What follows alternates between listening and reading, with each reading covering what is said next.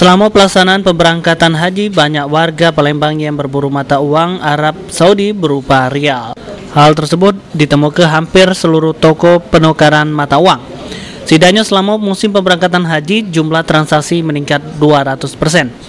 Banyak kebutuhan yang disampaikan oleh pengguna, baik digunakan untuk berjago-jago selama pelaksanaan haji atau untuk kebutuhan belanja oleh-oleh pasca pelaksanaan ibadah haji. Sehingga meski mengalami kenaikan nilai tukar, warga terpaksa harus melakukan penukaran. Tukarnya untuk rial. Rial. Itu untuk kebutuhan apa? Ya, untuk orang tua kebetulan mau berangkat haji, ya kan. Jadi kita tukar rial biar nggak payah kan, sudah orang tua nanti repotan nggak di sana nanti. Makanya kan dari rumah kita siapin biar nggak susah. Susah. Nah, ini kita sendiri kan ada pembatasan membawa uang. Kita mengetahui itu nggak, Pak? Iya, kalau memang uang karena kan memang apa ya?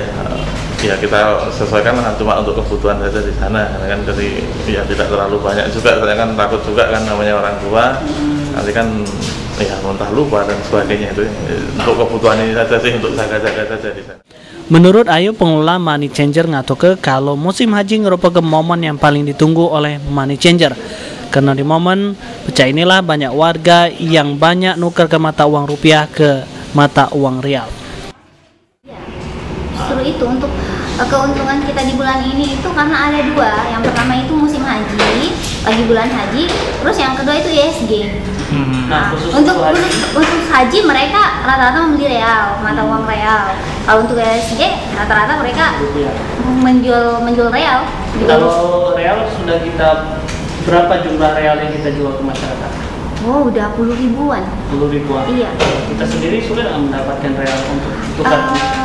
Kita sendiri kalau kita itu untuk PT Haji Latur Mau sendiri kita memang ada stok real. Ada stok persediaan real untuk khusus persediaan bulan-bulan haji. Sulaiman, PAL TV. Itu juga nggak terlalu tinggi juga, paling besar itu